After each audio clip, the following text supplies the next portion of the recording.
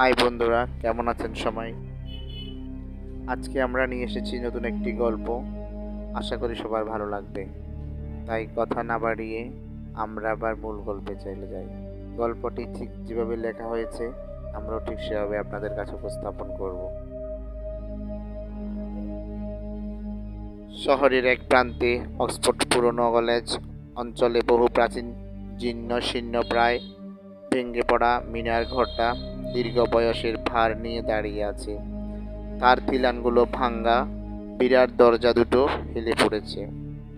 ঘন পুরু আইভিল্যতা আচ্ছন্ন করে রেখেছে মিনারটাকে। এখানে কজন লোক নিচে থাকে। নিচ থেকে একটা সিঁড়ি পেঁচিয়ে পেঁচিয়ে উপরে উঠে গেছে।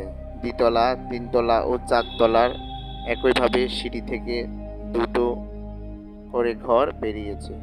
অক্সফোর্ড বিশ্ববিদ্যালয়ের 3 জন ওখানে থাকে। একান্তে পড়াশোনা ও কাজকর্মের পক্ষে জায়গাটা বেশ ভালো। উপর তলায় থাকেন এম্বার ক্রেমবি স্মিথ ও মাঝের তলায় এওয়ার্ড।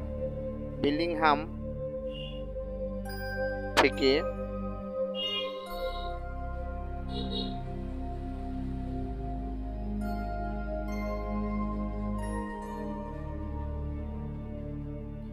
বিলিংহাম, তার নিচে উইলিয়াম মংহাউসলি। একেবারে নিচ থেকে থাকে চাকর টমাস স্টাইল। বুড়ো লোকটা ঘরদোর দেখে আর তার উপরতলার লোকদের রান্নাবান্না কাজকর্ম করে। রাত প্রায় 10টা। চারতলায় নিজের ঘরে আরাম কেদারায় শুয়ে সুন্দর স্বাস্থ্যবান এবার ক্রেমবি স্মিথ সামনে একটা একইভাবে পুরনো বন্ধু জ্যাপ্রোহেস্টি। মস্কো নদীতে নৌকা চালিয়ে ক্লান্ত হয়ে ওরা ফিরেছে। কথা বলতে বলতে হঠাৎ হেস্টি বলল যে মিনারের জন্য দুজনের সঙ্গে স্মিথের বেশি না মেলামেশা করাই ভালো, কেননা মংহাউসলি বেশ বেশ ভালো হলেও বেলিংহাম কেমন যেন অসুবিধার নয়। কেন জানতে চাইলেন স্মিথ। বেলিংহামকে কেন আমি পছন্দ করি না তা ঠিক বলতে পারবো না। ও চোর বা গুন্ডা বদমাশ নয়, কিন্তু ও কেমন যেন অদ্ভুত ধরনের। অন্য ছেলে মেয়েদের সঙ্গেও কোনো মিল নেই। বেলিংহামের চোখ দুটোতে ভীষণ দুর্দামি আর শয়তানি মাখানো। সবাই বলে ও মন্ত্রতন্ত্র জানে। অবশ্য গুণও আছে ওর। পার্সি, আরবি, স্মিথ ইত্যাদি প্রাচ্য দেশের অনেক ভাষাও ও জানে। স্মিথ জানতে চাইলে বেলিংহাম টুকটাক করে কারোর কোনো ক্ষতি করেছে কেনা তা না হলে ওকে খারাপ বলার কোনো মানে হয় না। হেস্টি দ্বিধাজড়িত স্বরে বলল, ওকে আমি ঠিক সহ্য করতে পারি না। বিশেষ করে মংহাউসলির বোন এভেলিনের সঙ্গে ওকে যখন বেড়াতে দেখা যায়। লিনের আমি অনেক দিন চিনি। এভেলিনও আমার দীর্ঘকাল পরিচিত। এভেলিন সহজ সরল রূপসী মেয়ে।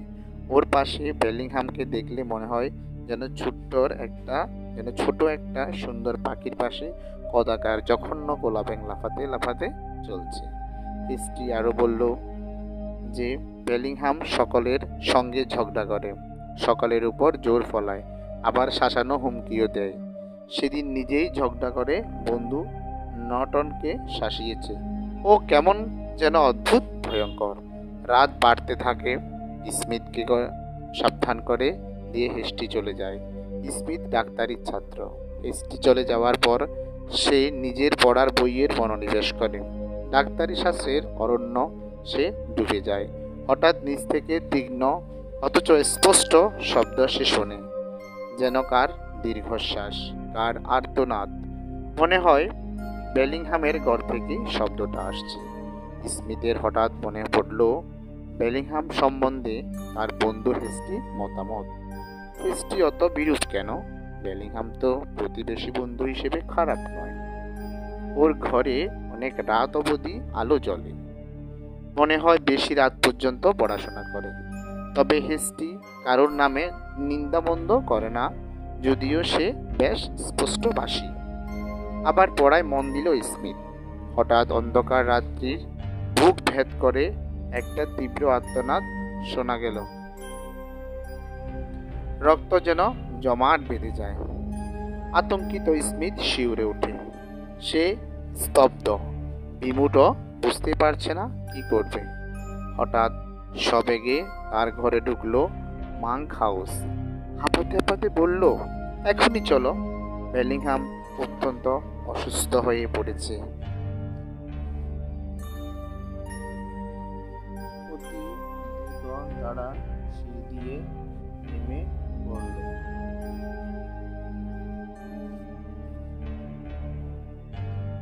বেলিংহামের ঘরে ঢুকেই স্মিথ দারুণ শব্দে চমকে উঠল। বেলিংহামের ঘরটা প্রায় একটা মিউজিয়াম। ঘরের চারিদিকে দেওয়ালে প্রাচ্য ও মিশর দেশের প্রাচীন অদ্ভুত বিচিত্র সব দর্শন, বিভিন্ন ভাঙ্গাচোরা মূর্তি, রাজাদের কারুকার্য করা প্রচ্ছন্ন পোশাক, অস্ত্রশস্ত্র, বিভিন্ন জন্তু জানোয়ারের মাথা, হেরাম, আশিস, ওরিসিস প্রভৃতি দেবতার অদ্ভুত মূর্তি ছাদ থেকে ঝুলছে। হা করা মুখ একটা বিশাল কুমির। ঘরের মাঝখানে টেবিলে ছড়ানো টুকরো কাগজ, অদ্ভুত দর্শন গাছের ছালের মতো শুকনো পাতা, আর প্যাপিরাস গাছের পাতার একটা পুঁথি। সামনে দেওয়ালের দিকে তাকিয়ে ভয়ে চমকে উঠল স্মিথ। বাক্সে একটা মমি রাখা রয়েছে।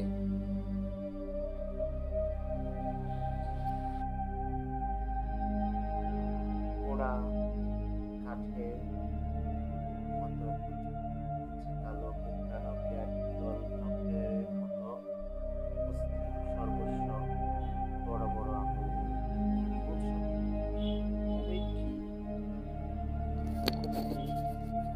চোয়ালে বেলিংহাম শুয়ে ও ভয়ে তার চোখ ঠেলে বেরিয়ে আসছে।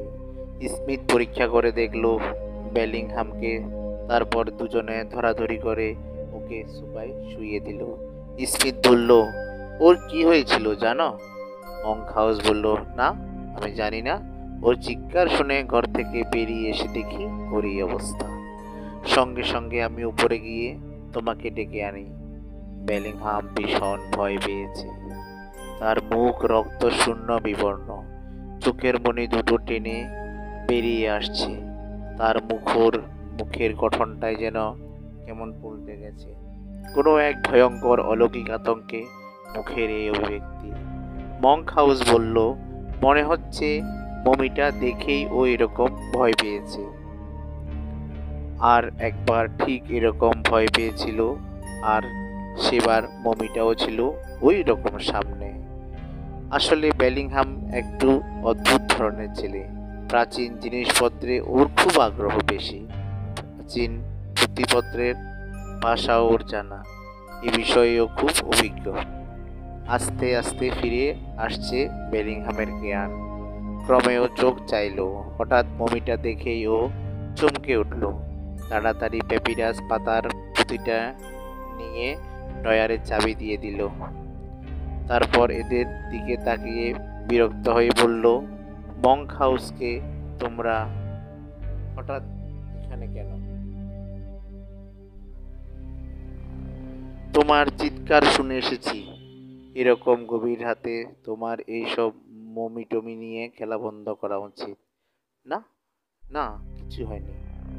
হঠাৎ শরীরটা একটু খারাপ হয়ে গেল। বেলিংহাম উঠে সেই গাছের ছালের মতো একটা পাতা নিয়ে আলোর চিমনির উপর ধরে। পাতাটা পুড়ে যায়, ধোঁয়ায় ভরে যায় ঘর। অবশেষে একটা অপরূপ সুমিষ্ট সৌরভে ঘরটা আচ্ছন্ন হয়ে যায়। এরা দুজন বিস্মিত বহুল। ওদের অবস্থা দেখে বেলিংহাম যেন মজা পেয়েছে। ও মমিটার দিকে তাকিয়ে বলল যে ওটা 4000 বছর আগের এক সম্রাটের। স্মিথ কাছে গিয়ে ভালো করে দেখলো মমিটাকে।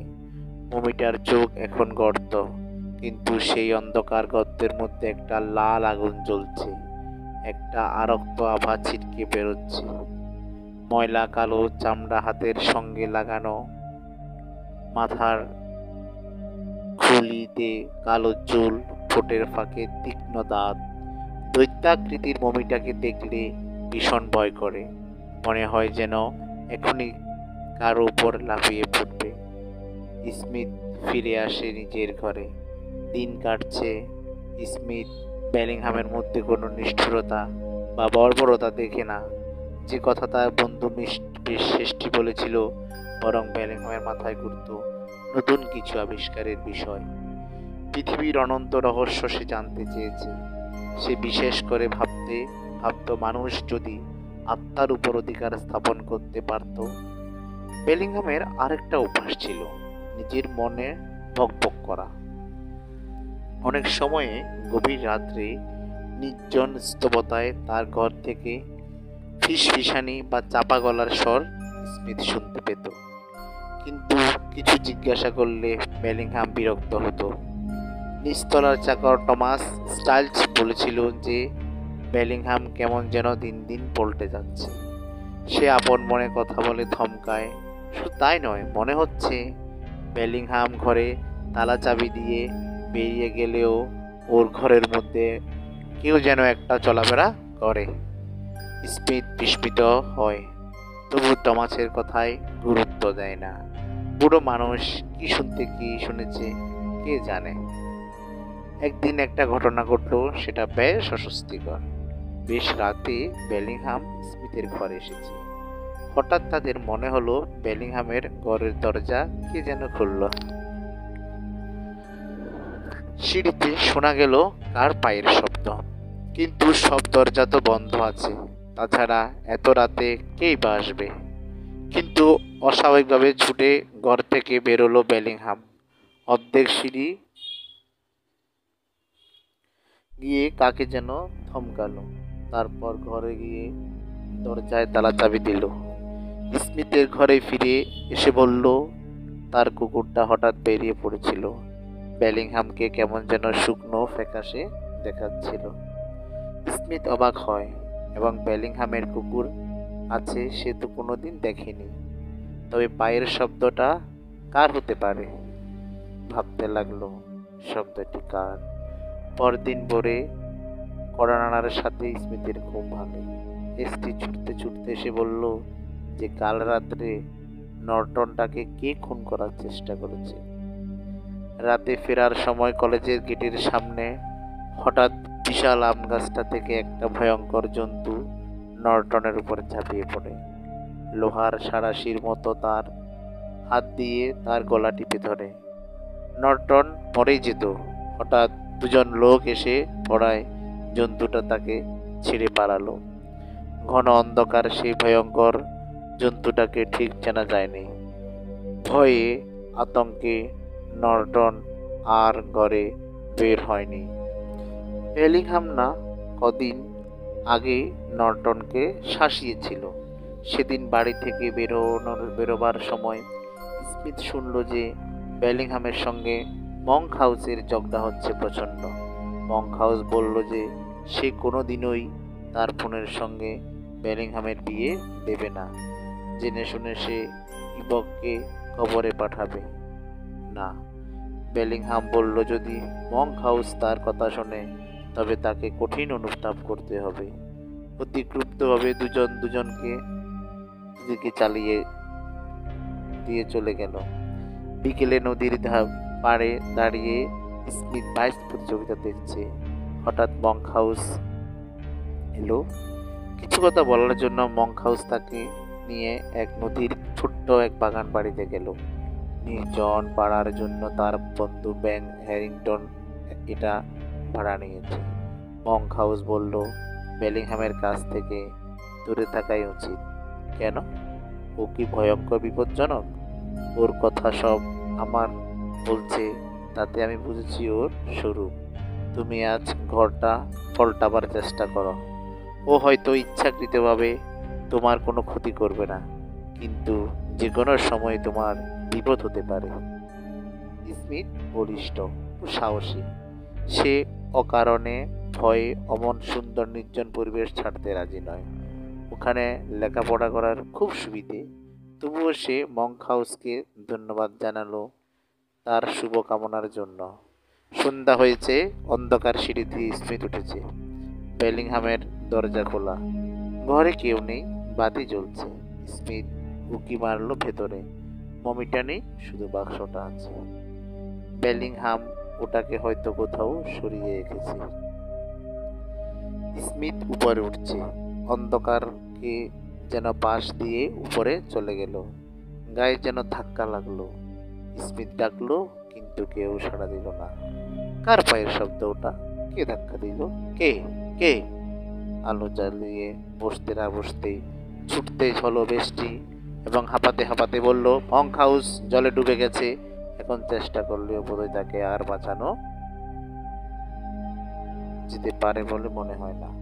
মঙ্ক হাউস আছে হ্যারিংটনের বাড়িতে। সিঁড়ি দিয়ে দ্রুত নামাবার সময় স্মিথ বেলিংহামের দরজা তখনও খোলা। স্মিথ ঘরের ভেতর নজর দিল। রক্ত যেন গর্জন করে লাফিয়ে পড়ল। সেই মমিটা রয়েছে বাক্সে। আর আবার চোখের কোঠরে জমাট অন্ধকার থেকে আরক্ত আভা ছিটকে বেরোচ্ছে। বিমুট বহুল স্মিথের হুঁশ ফিরল হেস্টির ডাকে।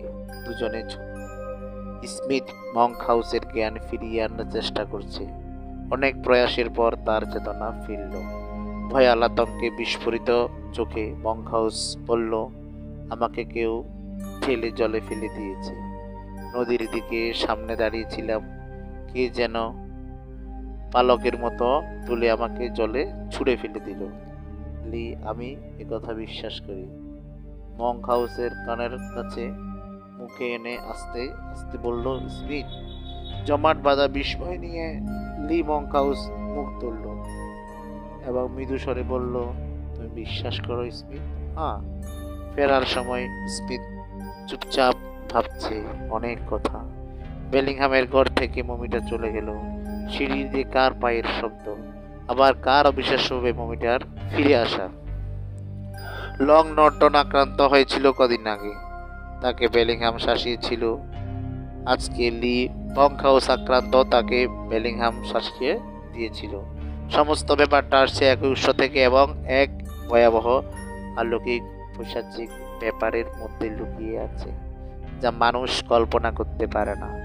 বেলিংহাম নিশ্চয়ই অপরাধী, কিন্তু যে ভয়ঙ্কর উপায়ে সে তার কাজ সম্পন্ন করেছে তা ভাবলেই শিউরে ওঠে। বাড়িতে ঢোকার সময় তাকে বেলিংহাম ডাকলো। শয়তানিতে তার চোখ দুটো জ্বলছে। স্মিথের মন রাগে পুড়ে যাচ্ছে। হঠাৎ বিদ্রুপের ভঙ্গিতে বেলিংহাম তাকে জিজ্ঞেস করলো লির কথা। রাগে ফেটে ফুটল স্মিথ। জ্বালা ভরা কণ্ঠে সে বলল, তুমি শুনলে খুশি হবে না যে লি বেশ ভালোই আছে। বিপদের কোনো সম্ভাবনাও নেই। তোমার শয়তানি এবারে বিশেষ সুবিধা করতে পারেনি।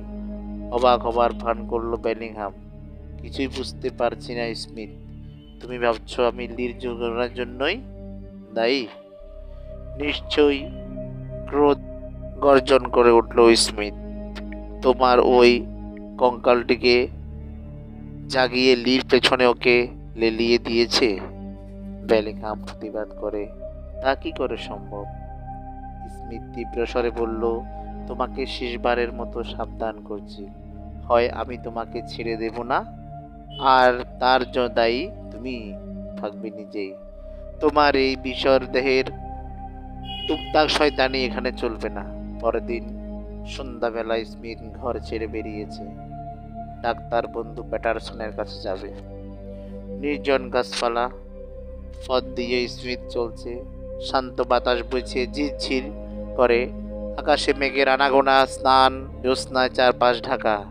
নির্জন পথে স্মিথ জোরে জোরে পায়ে চলছে। সামনে পার্ক, পার্কের ওপারে বন্ধু প্যাটারসনের বাড়ি। স্মিথ পার্কে ঢুকলো। হঠাৎ দেখলো ছায়ার মতো কি যেন একটা তার দিকে এগিয়ে আসছে দ্রুত বেগে। অন্ধকার তার চোখের কোটর থেকে যেন লাল আগুন ঠিকরে বেরোচ্ছে। ভয়ে আতঙ্কে বান ভিক্ষার তাগিদে ছুটল। ভয়ঙ্কর ছুটে আসছে পিছনে। নুড়ি বিছানো পথে স্মিথের পা আটকে যাচ্ছে। সে পারছে না জোরে দৌড়াতে। ভীষণ ভয়াল ন্যাকটের মতো হিংস্র মমিটা তীব্র বেগে ছুটে আসছে। চোখ দুটো জল জল করছে রক্ত চিরুনির মতো। কুচকুচে কালো অস্থি সর্বস্ব। একটা হাত তার থেকে বাড়ালো। পরিত্রাণ নেই। 5 বার অদম্য তাগিদে স্মিথ প্রাণপণে ছুটছে। সামনে প্যাটারসনের বাড়ি। ঈশ্বরকে ধন্যবাদ, দরজাটা খোলা। অপ্রাণ প্রয়াসে দমকা হওয়ার মতো করে ঘরে পৌঁছে কোনো মতে খিল আটকে অভূত আর্তনাদ করে সচেতনের মতো শুয়ে পড়ল এবং ছুটে এলো প্যাটারসন। কিছু পরে সুস্থ হলো স্মিথ।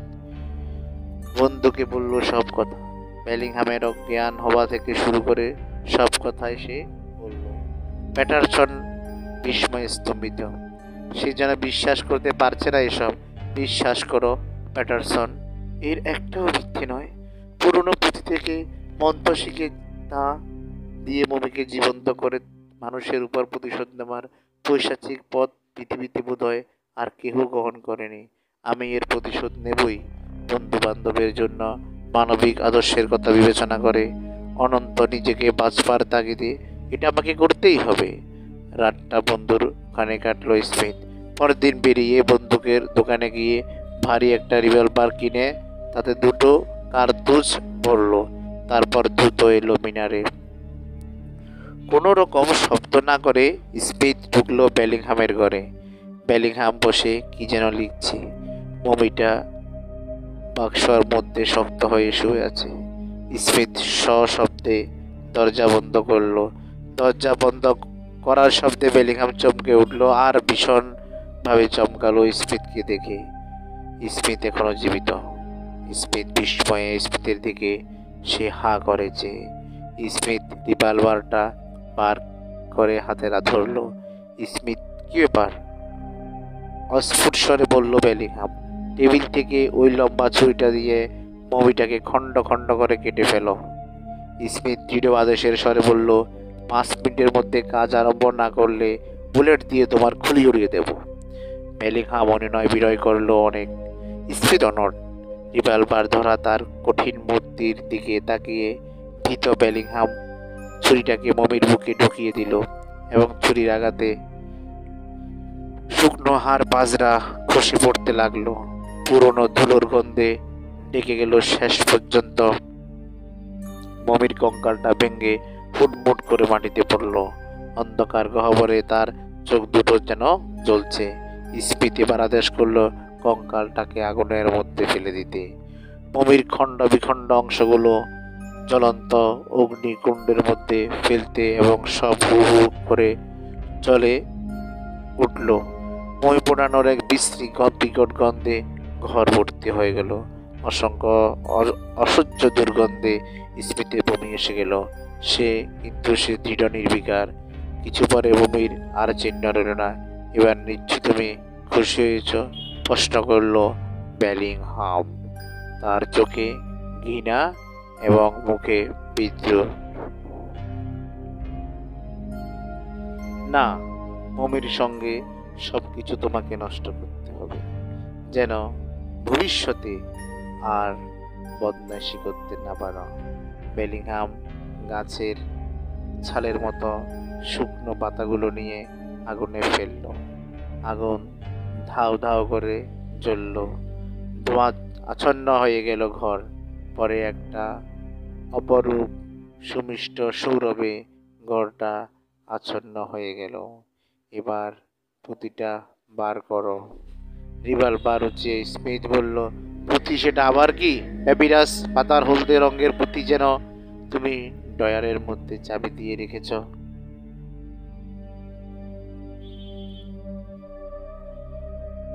বেলিংহাম যেন আতকে শিউরে উঠল।